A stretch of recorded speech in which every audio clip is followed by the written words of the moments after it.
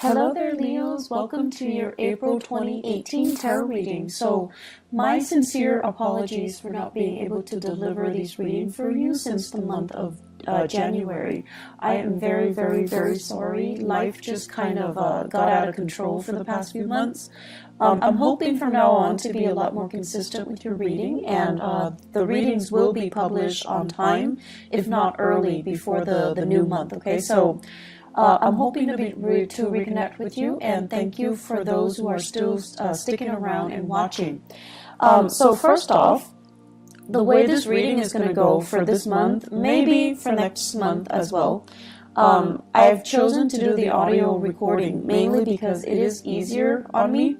I have to do, 12 of these, and then in the past months I've tried to do a mid-month reading too, so energetically it was very, very, very taxing.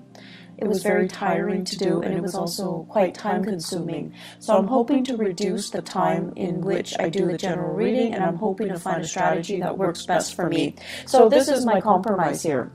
What I'm going to do is I have already laid out the spread. I'm going to extract 4 important messages for you, and then we're going to unpack these messages and talk about, in which areas of your life it's affecting, okay? So, the first message that I am seeing here is, they're saying realistic expectation.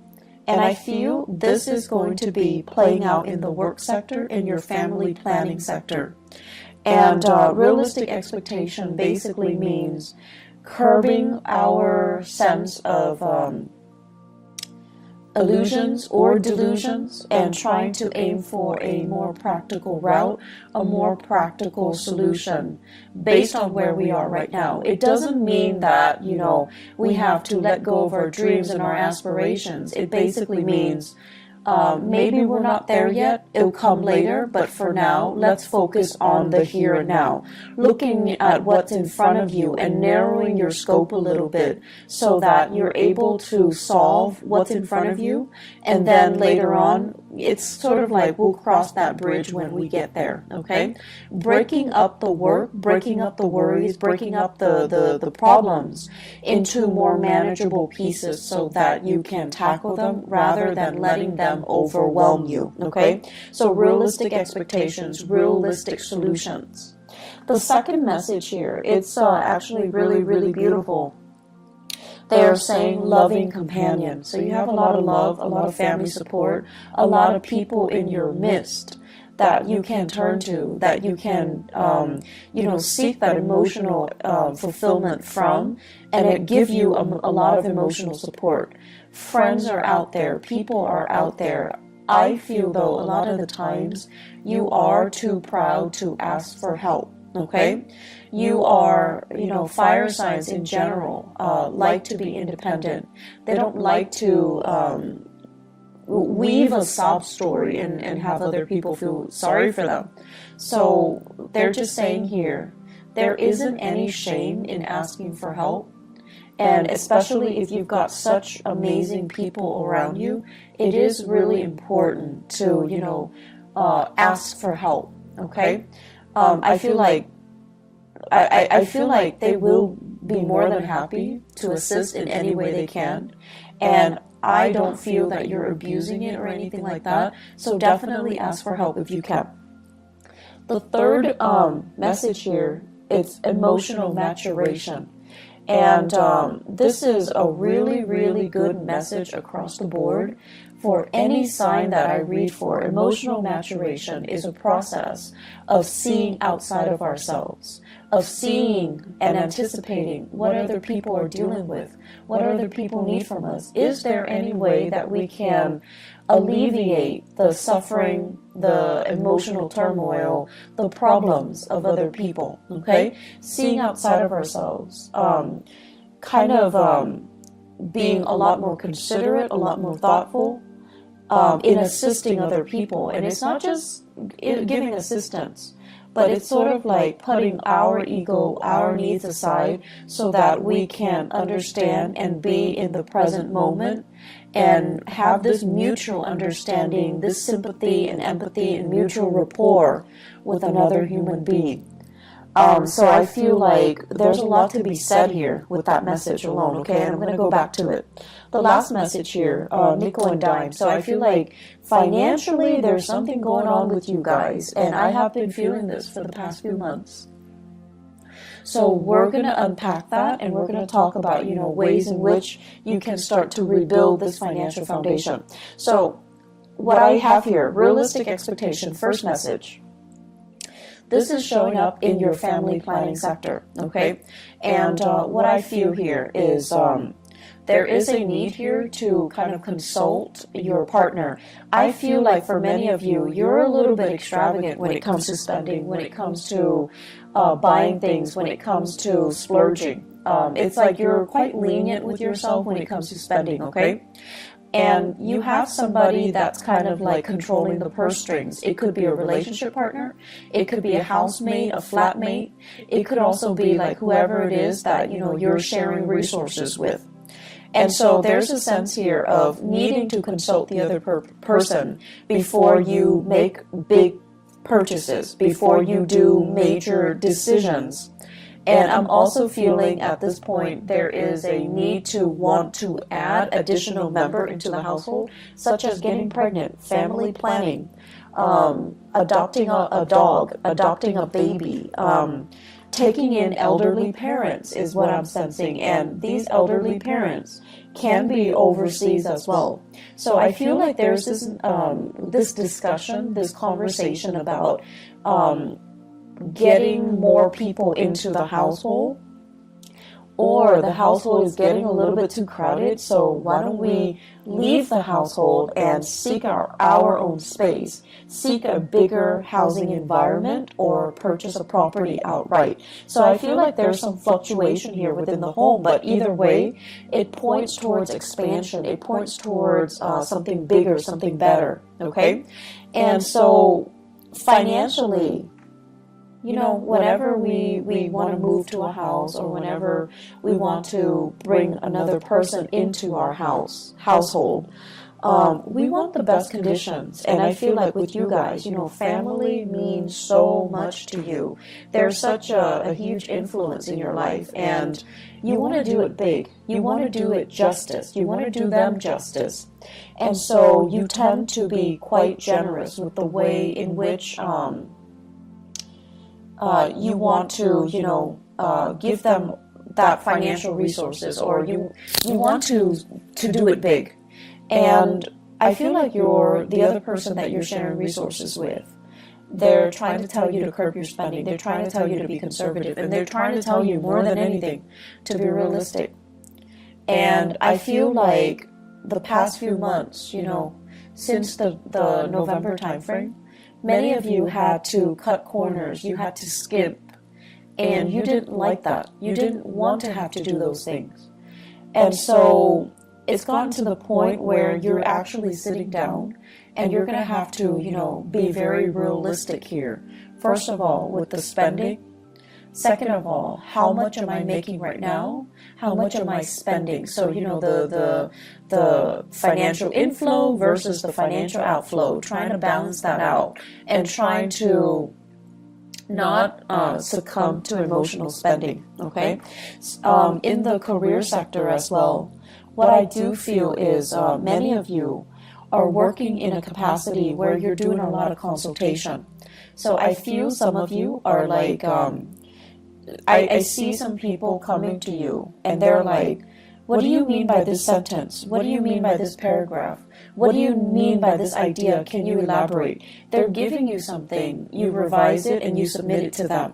So this can be a manuscript, this can be a transcript, this can be like an essay, a piece of artwork.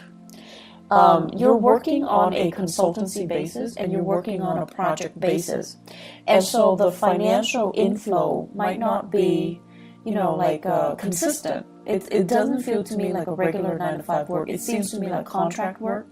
It seems to me like you're getting paid on a contract basis. But either way, I feel like you enjoy the work that you do. You're getting positive recognition. And I feel many of you are at a point where your career is just starting to take off. And in about 10 months time, it's going to take off. It's like you're preparing things right now. Right now where you are, it's a little bit of a launching pad, okay? Like a stepping stone. You're taking these minute steps, and then you're going to take off. But I do feel it's going to be in about 10 months time before you finally make it, before you finally launch, before you finally start to make the type of money that you're hoping for. So right now, be conservative, be realistic, and have these realistic expectations, okay? You know, the whole process about skimping, it's not fun. It's definitely not fun when we have to really watch what we're doing, and we have to be, you know, really conscious of it. I'm also sensing many of you are in the public eye for whatever reason. And a lot of Leos actually are politicians, are great teachers as well, orators, lecturers, and things like that. So I'm not surprised that you're in the public eye and you have really strong, you know, charisma and stage presence. So if you are in the public eye, you're also being extra careful about what you're doing and how you're being perceived and how other people, you know, how you are portrayed through even social media, even through, you know, newsprint. So I feel like you're trying to curate this persona so that you can, you know, maintain that good role model persona, so that you can, you know, be a positive influence for other people. So I feel like a little bit of management when it comes to how you portray yourself, how you want other people to portray you or to think of you. Okay, so a little bit of like reputation management, not in a bad way at all, but I definitely feel you're erring on the side of caution when it comes to your image, when it comes to your spending, and when it comes to being very realistic about what is expected of you, what you can and cannot do, and being very honest about, I want to say, portraying that to other people. Second message, loving, they're saying as well loving partner, but they say the first message is loving companion. In partnerships though, I feel like many of you are blessed with a very, very emotionally stable partner. And what's really interesting to me is a lot of the times, you know, so Leo, to me, the sign of Leo, it's very dramatic, okay? It's a fire sign, but it's also ruled by the sun. And I feel like, you know, you thrive in the spotlight, and you guys would make, you and Libras are great actors. You like to, you know, stand up for your beliefs and stand up for the underdog, and really you're quite militant when it comes to the things that you believe in, your ideologies, your sense of justice, and your sense of right and wrong, and your moral compass. You're very apt about defending what you feel is right, okay? But I also feel like there is a sense of spectacle and drama associated with the things that you like to do. You like high intensity. And so naturally, I see a lot of Leo people naturally attracted to a partner that is a little bit milder, a little bit more distant, a little bit more emotionally controlled. And I feel like you're naturally drawn to these people because of differences. But you're also drawn to them because I feel like they make you feel stable. When you're interacting with them, they help calm you down. They help to really mellow you out. And because they're so calm and so cool and collected, they're naturally drawn to your energy. They're naturally drawn to that sense of drama and passion. And there's just immense chemistry. So you have a partner here that is very like it's like a calm lake, okay? Someone who's really calm, and they're great under pressure, and they never act out of character. They never break that facade, which I think is really admirable. So you have a partner here that is kind of someone who's like, I don't want to say indulging you, because that sounds so patronizing, but I don't feel like it has any negative connotation. So for example, I see you guys excitedly, coming home, and you have this latest project, this latest idea that you want to implement, and you're like, talking a mile a minute, excitedly gesturing and telling your partner about everything that you experience and what you're planning to do. And I see your partner sitting there kind of smiling with a little bit of a smirk, because they're amused. They're amused by how excitable you can get. They're amused by how passionate you can be. And they're amused by how, totally immersed you are when you are passionate about something. I feel like that's why they're really, really drawn towards you guys. And you know how when you watch children, when they're really, really immersed in something, they're like so happy. They're just so pure, and just all you see is this ball of joy. And that's what it feels like to your partner when they're observing you do something. They're just amazed by how, I want to say, single-minded you can be when you are really, really passionate about something. And so you've got a partner that is really emotionally supportive. You've got a partner that is, it's like they're willing to go above and beyond just to capture that moment, just to, sustain or recreate or to maintain that moment so that you can be so happy, okay? Like they love seeing that in you, and they're willing to jump through hoops to make it happen, just to realize your dreams, just to make you constantly that happy. For many of you, I feel here you have a water sign, a Pisces, Cancer, Scorpio. This is a person that is really, really, really grounded. They love you, they support you, and they don't feel threatened at all by your achievement. So, needless to say, I just feel like a good partner should never feel threatened. A good partner should always emotionally support us from behind the scenes if they need to, okay? But some couples, it's really difficult for them to share the spotlight. But I feel with your relationship partner, you've got somebody that is really, really, really willing to get their hands dirty, willing to make it through with you, willing to, go through thick and thin with you. So you've got somebody who is really amazing by your side. For others of you, I feel here an earth sign, okay? So a Taurus, a Virgo, or a Capricorn. And I'm sensing so if it's an earth sign, the tendency is like this.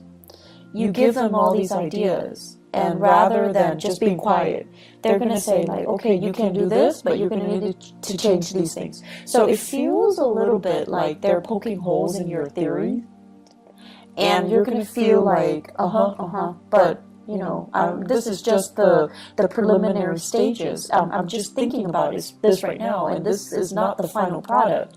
And so you're getting a little bit defensive.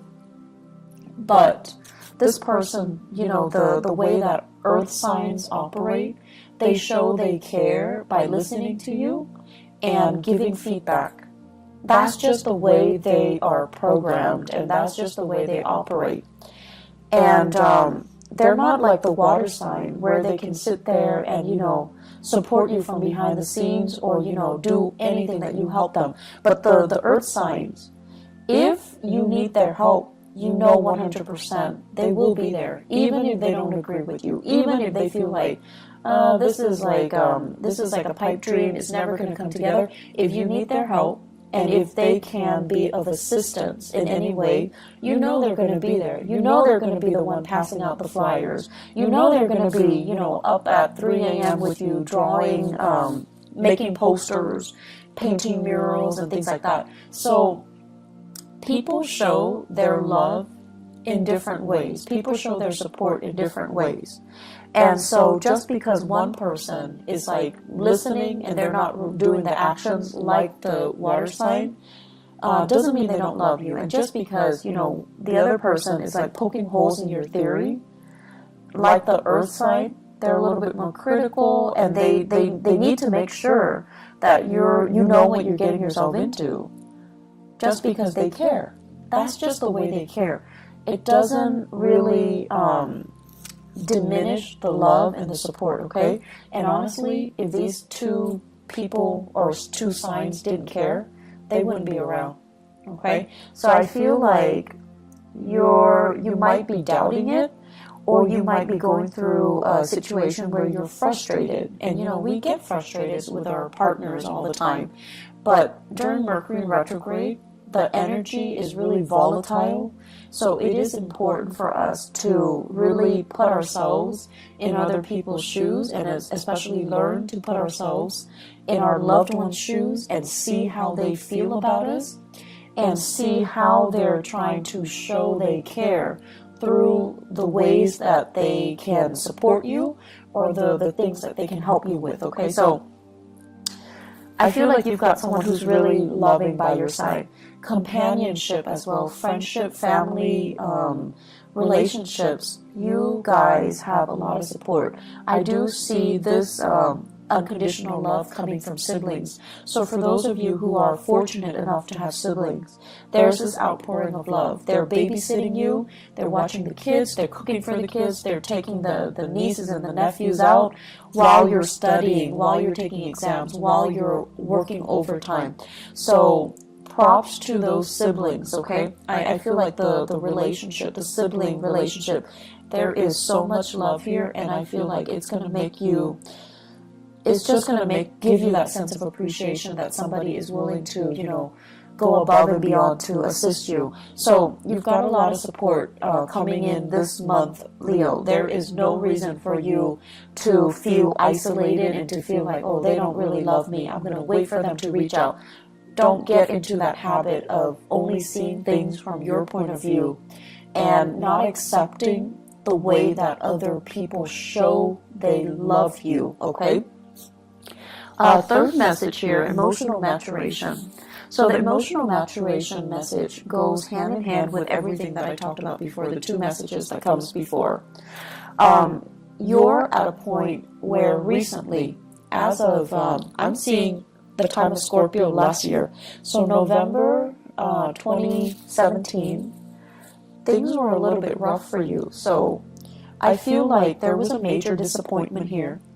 There were major obstacles and major setbacks. I feel it playing out in your career sector. And I'm feeling it playing out, first of all, let me see, education sector, higher education, okay? I'm also seeing it play out with in-laws. So higher education, in-laws, and that rules the 9th house. So whatever the setback is, you overcame it, and it left you feeling very jaded and very emotionally distraught. If it happened with in-laws, you feel like, I don't know how they feel about me. I don't know if they like me. I don't know if I like them. So I feel that. If it happened in the higher education sector, I feel like you feel disillusioned. You feel like, is this the right field? Am I going to be able to get a good job? I've invested so much time. Am I going to be able to, you know, am I still in love with the work? Am I still in love with the profession? Am I still in love with the subject matter to be doing it for the rest of my life? So you have some major dilemmas or even major like turning points in your life when it came to your career and also education, okay? And when it comes to the career sector, it's almost like you had to, I'm seeing here, the work itself shouldn't be physically taxing, but it was very physically taxing. I see you traveling distances, like huge distances. I'm seeing you operating or working on uneven terrain in areas that are like, you know, it's like you have to be the one to create that trail. it's like you're in a virgin land, and there isn't a trail that's already created for you, so you have to blaze that trail. I'm also seeing you carrying a lot of heavy equipment, living in quite, difficult circumstances, camping out, not having access to, clean and comfortable sleeping arrangements. So it's kind of physically difficult, okay? Like it's physically taxing, it's exhausting. So I feel like you were really challenged. And that, all of it, you overcame it. It made you a lot stronger, honestly. It made you a lot more, I feel like, rough around the edges. But it made you a lot stronger. So the emotional maturation basically means, I feel like it can go one of two ways. Because you've been through all of this, through all this hardship, and you came out okay, I feel like you can come out a little bit jaded. And so when people are whining, about, my TV's not working, or like, my water got shut off for 2 hours this morning, you're just like, I can't really sympathize. I had to sleep on the floor for 3 months. I had to sleep in a tent with mud underneath me and the rain just pouring on me. Things like that. You've endured your share of hardship, and now people are telling you about very mundane problems, and you're brushing it off because you can no longer relate. And I feel like that is a little bit of a negative way of incorporating this emotional maturation process, okay? So it's important for us to be appreciative of what we have. And so definitely it's annoying when these people are coming to you and they're whining about things that don't really matter. But it is also really, really important for us not to look down at people and to meet people where they're at. So obviously, whoever that's coming to you, they're kind of spoiled, they're kind of, they haven't really endured hardship, okay, quote unquote hardship. But it doesn't mean that you can just brush them aside, and it doesn't mean that they don't have their own issues, okay? But I feel like you're distancing yourself from those types of people. You're distancing yourself from the really privileged types of people who are whining about really mundane things. I do see emotional detachment coming in for you. And then for others of you, because of this emotional maturation process, because of everything, the hardship that you've had to go through since the November timeframe last year, you're coming out on top. You're coming out a better and a stronger person. You're becoming a little bit more, a lot more considerate. And I almost feel like you want to share your expertise, you want to share your skills, you want to share your best practices with other people. And I feel like you're doing this kind of like of your own volition.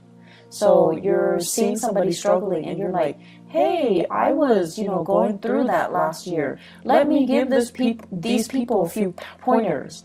And then I see you put in a position where you're teaching them, you're guiding them, or you're giving them, pointers as to what they need to do. Okay, so it's actually a really beautiful process because you're sharing your knowledge and you're sharing it in a way where you intuitively know it's going to help them. They're going to be where you were last year. They're going to be in that same spot.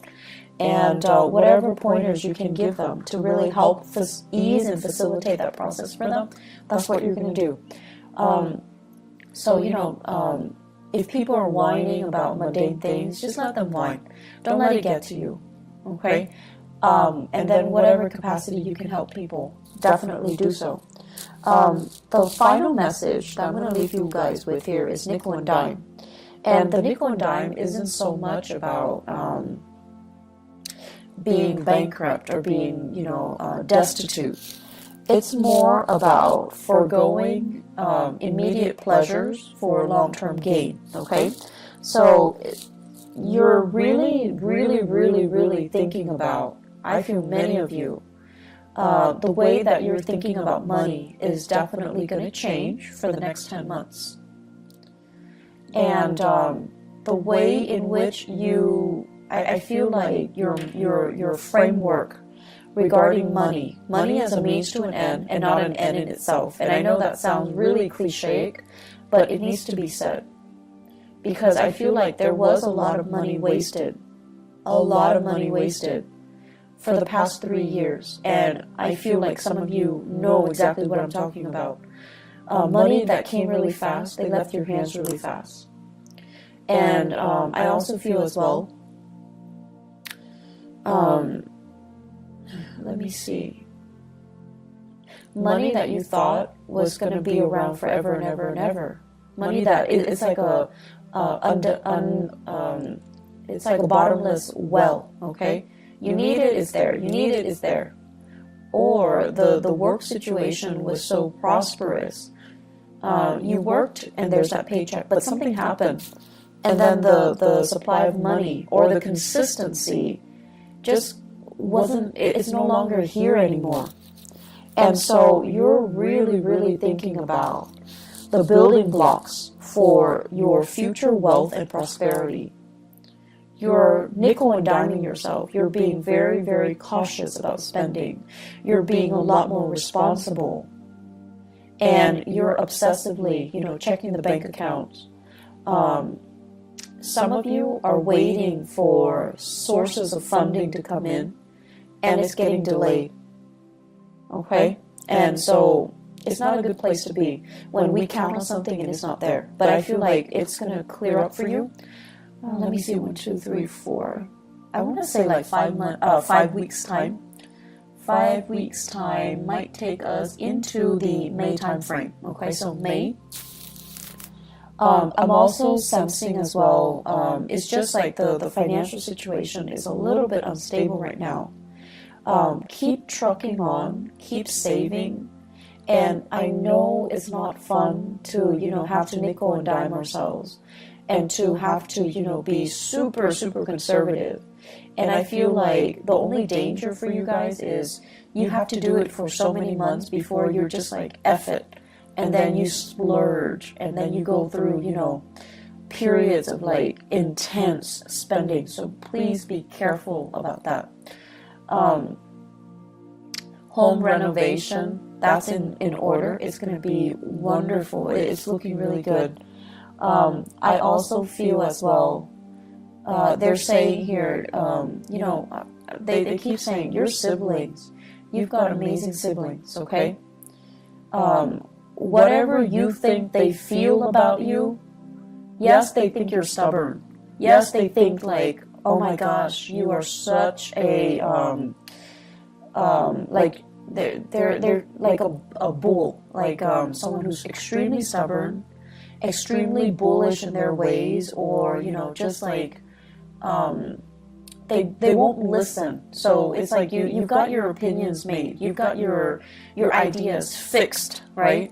And no matter what they do, they can't persuade you. Yes, they think of all these things about you, but they do really love you as well. So don't make the process difficult. Don't do that to the people that you love. And they love you, so no matter how much you guys argue, there's still a lot of love there. So approach it with a little bit of compassion, okay? And be a little bit more flexible. There is some really big karma here about money. And I feel like until your framework about money changes, and I can tell you till, I'm blue in the face, money is a means to an end. Until that light bulb kind of, switches on in your head, until you truly, truly, truly understand what that means. The financial prosperity that I mentioned coming in the October timeframe, it's going to be delayed. So until you really grasp that lesson. So what exactly does that mean? I feel like you're going to spend from now until the May timeframe trying to figure this out. And once you figure it out, lesson learned, there's going to be huge prosperity coming in the later part of the year, okay? you have some really important things that needs to be worked through and needs to be experienced during this Mercury retrograde cycle. So I'm sensing here that, you know, learning to get your financial affairs in order, having a game plan for yourself, start saving and start rethinking about, you know, how you see money and how you think about financial foundation and financial, you know, financial prosperity. That's going to be really important, okay?